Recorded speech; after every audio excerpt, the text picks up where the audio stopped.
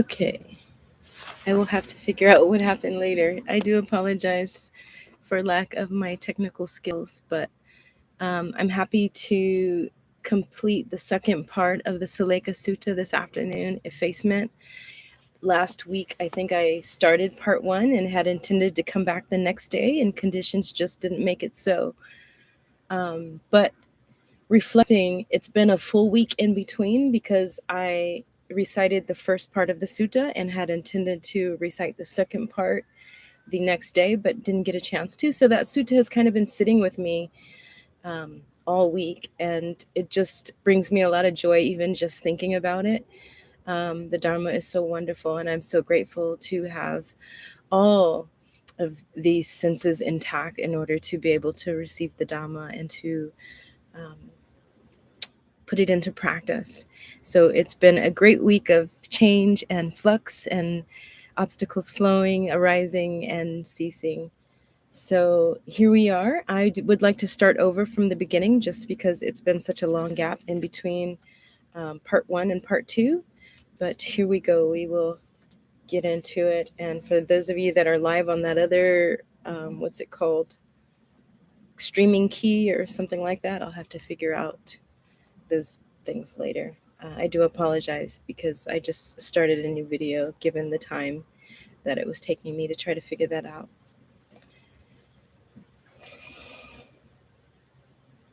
Sallekha Sutta, Majjhima Nikaya 8, Effacement. So effacement is known as like eradication of the conceit I, or of the self, removing this fetter of the conceit I, sort of the rubbing out or the removing of, or also the object of the way that we see the world, the worldview. Thus have I heard on one occasion the Blessed One was living at Savatthi in Jetak's Grove, Anathapindika's park. Then, when it was evening, the Venerable Mahachunda rose from meditation and went to the Blessed One. After paying homage to the Blessed One, he sat down at one side and said to him, Venerable Sir, various views arise in the world associated either with doctrines of a self or with doctrines about the world. So in India, a lot of the teachings of the Dhamma, if you will remember that the Buddha's first teachers that he seeked out over the country to have like to find the highest teachers in the Dhamma at that time who were well practiced in the jhanas.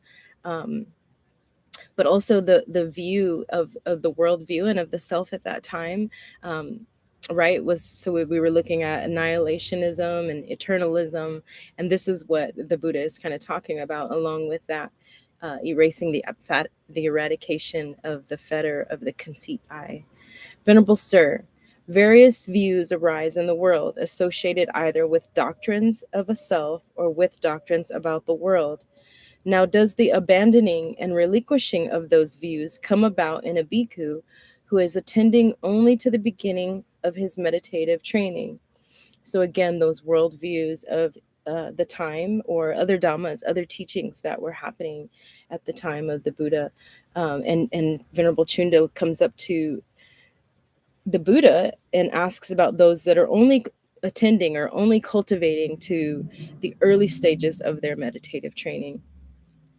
And then, so the Buddha says, Chunda, as to those various views that arise in the world, associated either with doctrines of a self or with doctrines about the world, if the object in relation to which those views arise, which they underlie, and which they are exercised upon, is seen as it actually is with proper wisdom thus, this is not mine, this I am not, this is not myself, then the abandoning and relinquishing of those views comes about. So the object is either going to be the self or the world.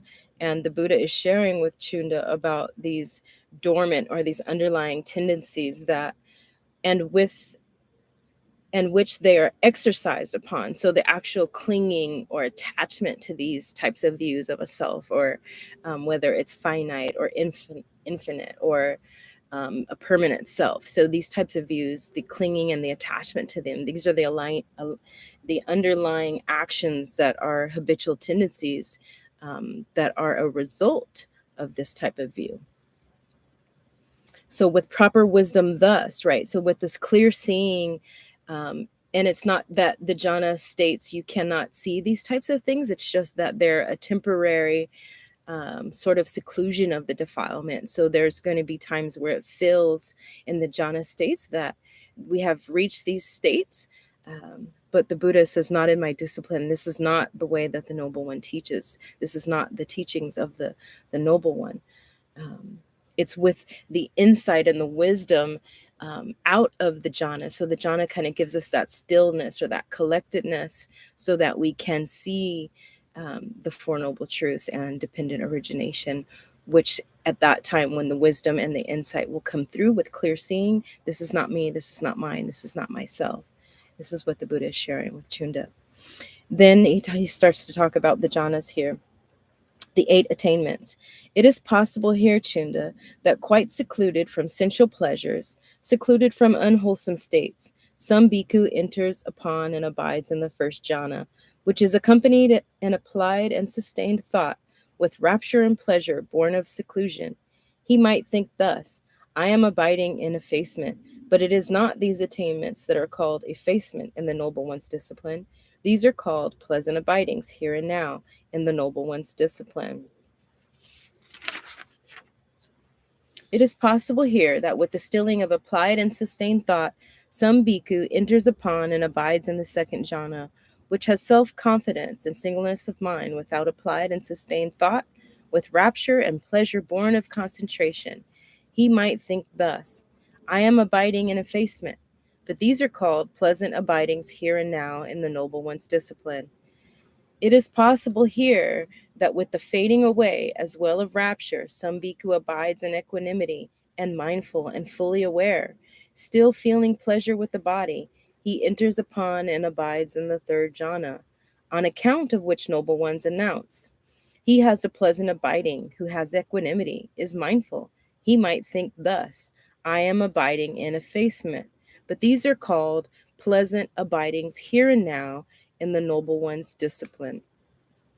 So that's kind of the temporary seclusion or that conditioned mind state that I was sharing with you earlier.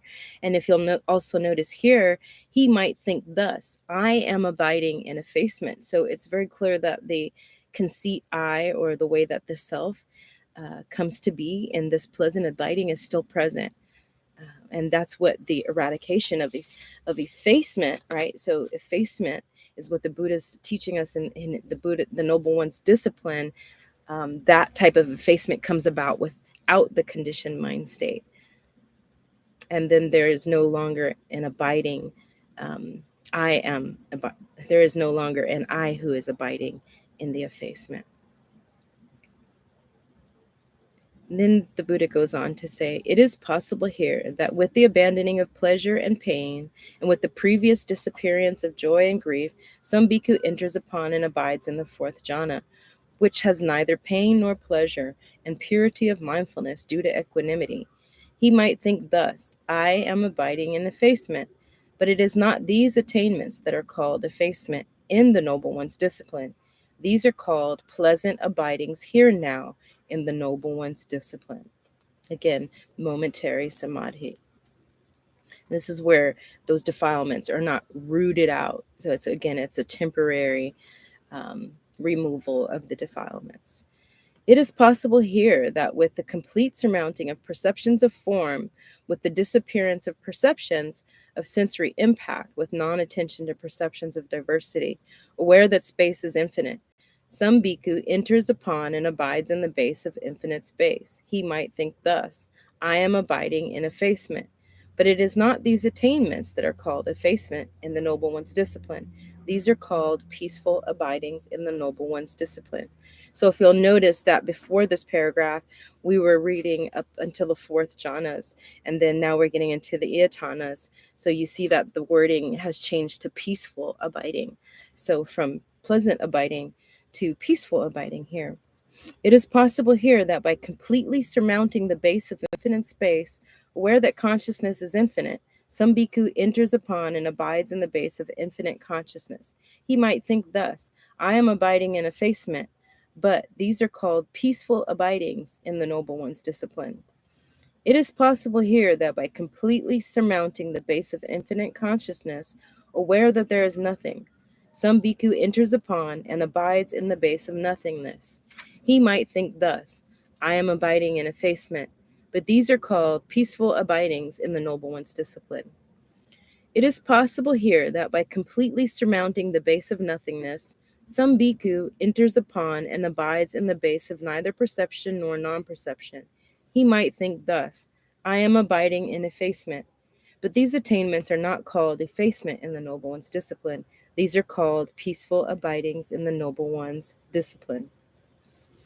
So here is where we left off the last time, and the Buddha is going to share with us the path or the 45 factors to effacement. And of course, he starts with sila, the morality, right? The foundation, allowing us the opportunity to practice restraint of the senses so that we can make space so that there can be a foundation for the insights and the wisdom and the mindfulness to arise. But the Buddha at the very, very beginning here will take us right into the training precepts. So those that we abide on, especially as a monastic or even those as a lay practitioner. Here's some of the wording because the Buddha is talking to the monastics, but it very well applies to the lay precepts. So here the Buddha begins. Now, Chunda, here effacement should be practiced by you. Others will be cruel. We shall not be cruel here. Effacement should be practiced thus. So it's a practice of abstaining, abstaining from being cruel. And this is, again, the restraint practices. So even if one is being cruel with us, this is where we bring in our right effort to where the self starts to be erased. There is no self that is being harmed by the cruelty. It's only that when that self is there. So with the true practice that the Noble One is teaching us of effacement, we will not be cruel. We shall not be cruel here. Effacement should be practiced thus. Others will kill living beings. We shall abstain from killing living beings here. Effacement should be practiced thus. Others will take what is not given. We shall abstain from taking what is not given here. Effacement should be practiced thus. Others will be uncelibate. We shall be celibate here. Effacement should be practiced thus. So celibate was to the monks, and it's for the monks. So for a lay practitioner, it would be certainly sexual misconduct, or celibate can also be used as just restraining from using the sense pleasures and having the sense pleasures uneradicated, so just out of control. So remember here when we can see this, that this also applies to us in our sensual pleasures or sexual misconduct as a lay practitioner, and certainly celibacy as a monastic. Others will speak falsehood. So those were the training precepts. And then the Buddha will share with us here right speech, right? So is it timely? Is it honest? Is it being said with intention? Is it out of necessity? And is it kindly when we use right speech? These are the things that we are reminded to think of. Others will speak falsehood. We shall abstain from speech here. Effacement should be practiced thus. Others will speak maliciously. We shall abstain from malicious speech here. Effacement should be practiced thus. Others will speak harshly. We shall abstain from harsh speech here. Effacement should be practiced thus. Others will gossip. We shall abstain from gossip here. Effacement should be practiced thus. Others will be covetous. We shall be uncovetous here. Effacement should be practiced thus. So the not wanting of what others have or thinking that we would want it for ourselves. So in that case, then the self is certainly still present. But in order to practice effacement thus, we would be removing the self, no longer having that desire to have those things that others want, or to have a jealousy or a desire to also have those things, or that they should be ours. Others will have ill will. We shall be without ill will here. Effacement should be practiced thus. Others will be of wrong view. We shall be of right view here. Effacement should be practiced thus. So here the wrong view is anything that's not aligned with right view. So seeing the self as not self, or thinking that it's impermanent, not understanding impermanence, or seeing the beauty in the ugly, right? For one to have right understanding, will have an understanding of non-self, impermanence, and also of suffering, of the Four Noble Truths. Others will be of wrong intention. We shall be of right intention here. Effacement should be practiced thus. Others will be of wrong speech. We shall be of right speech here. Effacement should be practiced thus. And then now we get into the path. So the Buddha is sharing with us here the Eightfold Path. Others will be of wrong action. We shall be of right action here. Effacement should be practiced thus. So with our right intention, our actions will also be right view, right speech, right understanding. Others will be of wrong livelihood. We shall be of right livelihood here. Effacement should be practiced thus. Others will be of wrong effort. We shall be of right effort here. Effacement should be practiced thus. So again, when there's an unwholesome state of mind, we will practice bringing up the wholesome. And then when there's wholesomeness, we will practice cultivating that wholesomeness state of mind. The right efforts, right? The right efforts here is what the Buddha is sharing with us. Then he goes on to say, others will be of wrong mindfulness. We shall be of right mindfulness here. Effacement should be practiced thus. So with the wrong mindfulness, we could still be carried away by the emotion, or carried away by the feelings. We see this a lot in the mindfulness that we practice in some places in our country in America.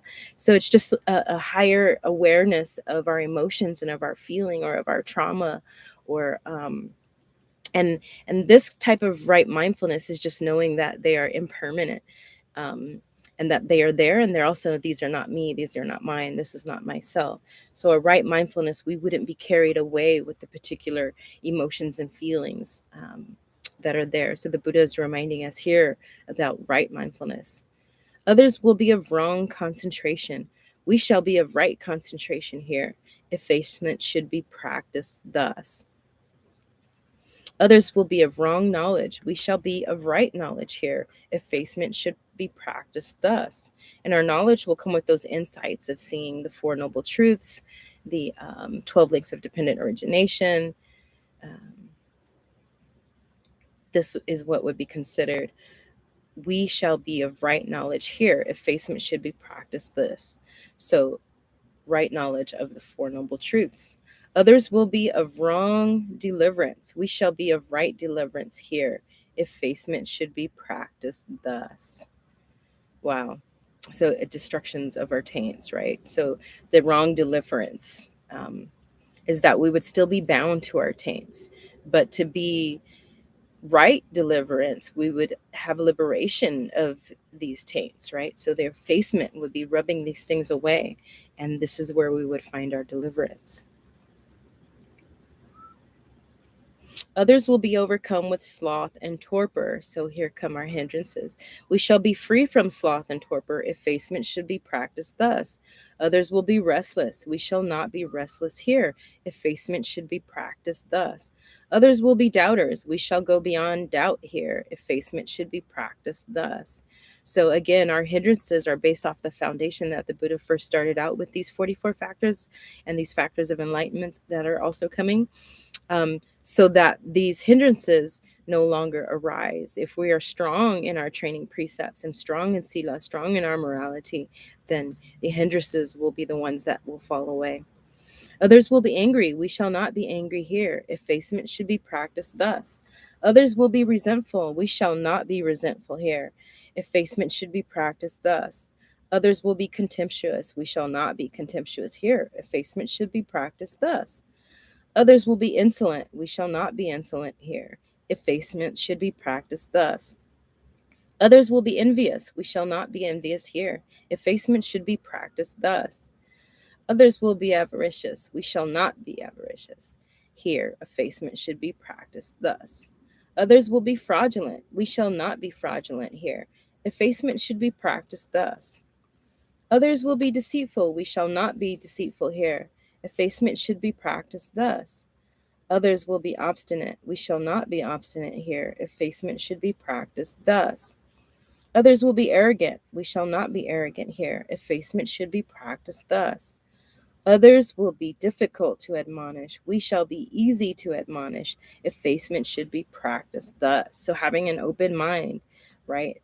When somebody is giving us feedback or what we say constructive criticism, the effacement will allow the self to not be there so that we can have an intention to practice what is being received or what is being shared. So there'll be a true entering into that because the self won't be in the way of us receiving that admonishment. Others will have bad friends. We shall have good friends here. Effacement should be practiced thus. So bad friends would be those that would be considered deluded, foolish, or heedful, or those that aren't supportive on the Dhamma path. So good friends will support us on the Dhamma path and have faith and have encouragement and share in their joy and practices of Dhamma and also of the training precepts, right? Those friends should be supportive, should not allow us to break the training precepts. And I don't mean like holding us back from it, but they should encourage us by their embodiment and their practice to continue the path of the training precepts. And here comes Upeka, who is a good Dharma friend on the path. Others will be negligent. We shall be diligent here. Effacement should be practiced thus. So alert and being mindful, right? Others will be faithless. We shall be faithful here. Effacement should be practiced thus. So have a respect for the Dharma, have a high reverence for the Dharma, or have faith in the triple gems, which we might not have faith in the Buddha, but we can have faith in the teachings, especially when we put them into the practice and when they start to show the way. And then we will come to have faith in the Buddha, the one who shares the teachings with us. So like when our mother would tell us not to touch the stove because it was hot as a young child and we didn't know what hot was, or we didn't we had to see for ourselves. So once we touched the stove and we had a direct experience and understanding or insight and wisdom that yes, indeed, the stove is hot. And then we come to see that the mother is the wise one. The mother has had direct experience of this. The mother was sharing that this was hot and this is what she meant by it. But not until that point did we come to have faith in the mother, right? So now when the mother can say, for us to restrain or refrain from doing something, we can have more faith in our mother because we have direct experience of the last time when she told us not to touch the stove. And we may not follow that path, but we have that, and we have the wisdom and the understanding that they too have had a direct experience. So I always like using that analogy. Others will be shameless. We shall be shameful here. Effacement should be practiced thus. So shame in the Buddhist teachings is a great quality. One without shame, so shame is like, it gives us on the path to goodness. It's a wholesome quality here because then we have the fear, right? So if not just of our karmic path in the future, but also here, like if we break these training precepts or do not practice in the way of these 44 factors, then we will have the hindrances show up. So it's here as a good quality. Others will have no fear of wrongdoing. We shall be afraid of wrongdoing here. Effacement should be practiced thus, because we would know that wrongdoing leads to destruction and to downfall. So we would be afraid of wrongdoing here. Others will be of little learning. We shall be of great learning here. Effacement should be practiced thus. Others will be lazy. We shall be energetic here. Effacement should be practiced thus. Others will be unmindful. We shall be established in mindfulness here. Effacement should be practiced thus. Others will lack wisdom. We shall possess wisdom here. Effacement should be practiced thus. Others will adhere to their own views, hold on to them tenaciously, and relinquish them with difficulty. We shall not adhere to our own views or hold on to them tenaciously, but shall relinquish them easily. Effacement should be practiced thus. And then we go into inclination of the mind. Chunda, I say that even the inclination of the mind towards wholesome states is of great benefit. So, what should be said of bodily and verbal acts conforming to such a state of mind, therefore, Chunda? So, here's our practice of virtue by putting those training precepts into place, that our mind will be inclined to wholesome, it will be inclined to goodness. Mind should be inclined thus: others will be cruel, we shall not be cruel. Mind should be inclined thus: others will kill living beings, we shall abstain from killing living beings. And then the Buddha goes on again through the 44 that we just explained. The mind should be inclined thus: others will adhere to their own views, hold on to them tenaciously, and relinquish them with difficulty. We shall not adhere to our own views or hold on to them tenaciously, but shall relinquish them easily. Avoidance, the third training that the Buddha gives us, that helps to develop our understanding. So our avoidance of these things will help to develop our understanding of the Dhamma. This is a advancement or a forward leaping on the Dhamma when we come to understand that, yes, indeed, the stove is hot. It's a propelling forward. Chunda, suppose there were an uneven path and another even path by which to avoid it, and suppose there were an uneven ford and another even ford by which to avoid it. So too, a person given to cruelty has non-cruelty by which to avoid it. One given to killing living beings has abstention from killing living beings by which to avoid it. One given to taking what is not given has abstention from taking what is not given by which to avoid it. One given to be uncelibate has celibacy by which to avoid it. One given to false speech has abstention from false speech by which to avoid it. One given to malicious speech has abstention from malicious speech by which to avoid it. One given to harsh speech has abstention from harsh speech by which to avoid it. One given to gossip has abstention from gossip by which to avoid it. One given to covetousness has uncovetousness by which to avoid it. One given to ill will and has non-ill will by which to avoid it. One given to wrong view has right view by which to avoid it. One given to wrong intention has right intention by which to avoid it. One given to wrong speech has right speech by which to avoid it. One given to wrong action has right action by which to avoid it. One given to wrong livelihood has right livelihood by which to avoid it. One given to wrong effort has right effort by which to avoid it. One given to wrong mindfulness has right mindfulness by which to avoid it. One given to wrong concentration has right concentration. One given to wrong knowledge has right knowledge by which to avoid it. One given to wrong deliverance has right deliverance by which to avoid it. One given to sloth and torpor has freedom from sloth and torpor by which to avoid it. One given to restlessness has non-restlessness by which to avoid it. One given doubt has a state beyond doubt by which to avoid it. One given to anger has non-anger by which to avoid it.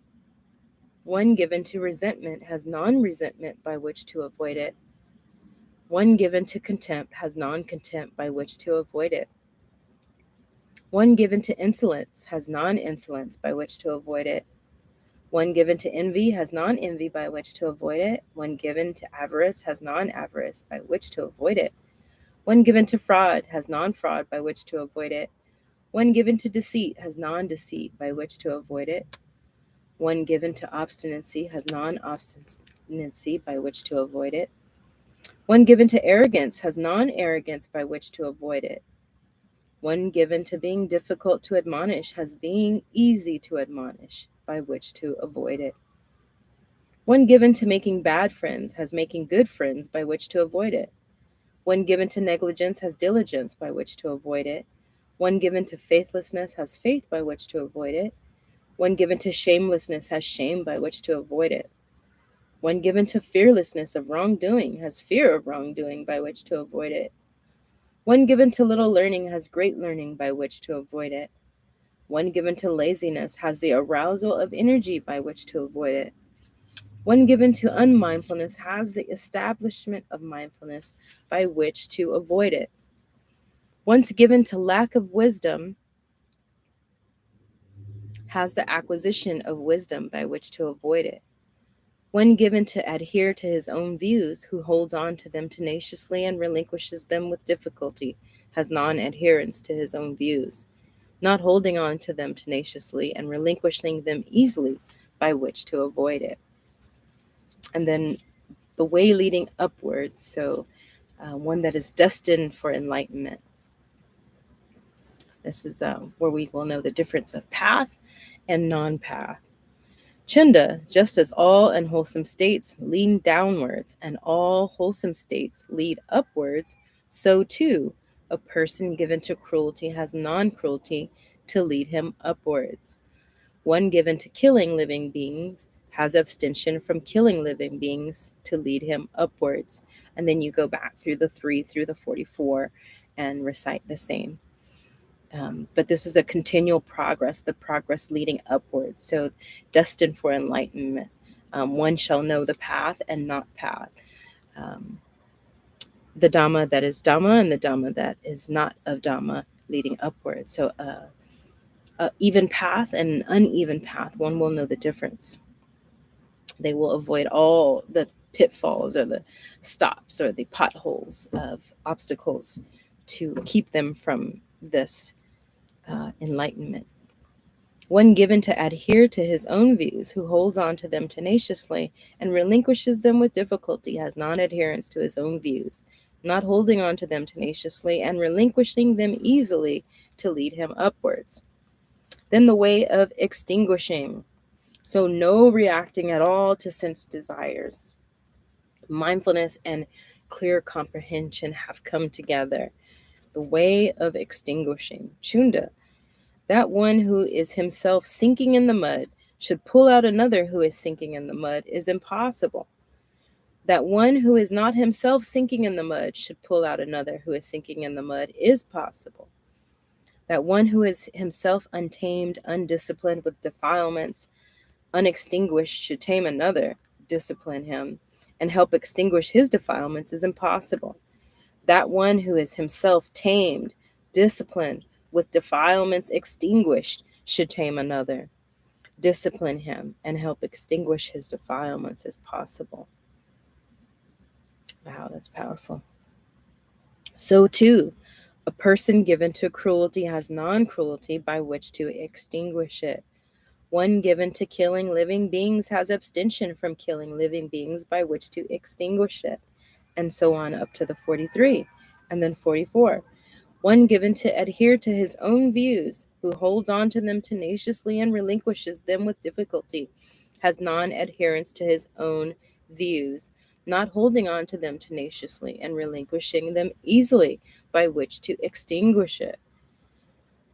Yeah, so the way of extinguishing, one should already have these defilements effaced, should have them rubbed out and erased in order for them to teach, share, and to discipline another.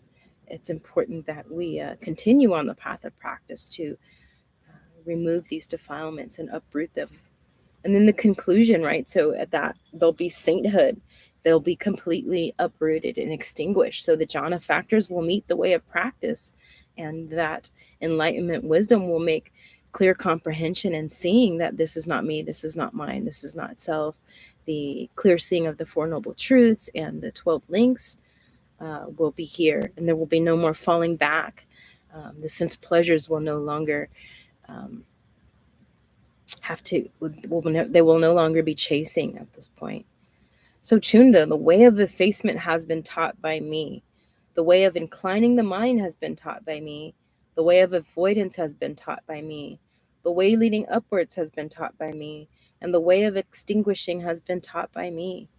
What should be done for his disciples out of compassion by a teacher who seeks their welfare and has compassion for them, that I have done for you, Chunda? There are these roots of trees, these empty huts. Meditate, Chunda. Do not delay, or else you will regret it later. This is our instruction to you. That is what the Blessed One said. The Venerable Mahachunda was satisfied and delighted in the Blessed One's words. Sadhu, sadhu, sadhu. So thank you, dear community. I'm happy to finally finish sharing this amazing sutta. And I'm glad that we broke it into parts and we've had the time in between for whatever reasons as I'm adjusting to the Mobile Monastery. But again, it was a wonderful sutta to be in the middle of, to kind of let it penetrate and to come back to how the Buddha laid out this training for us, this path.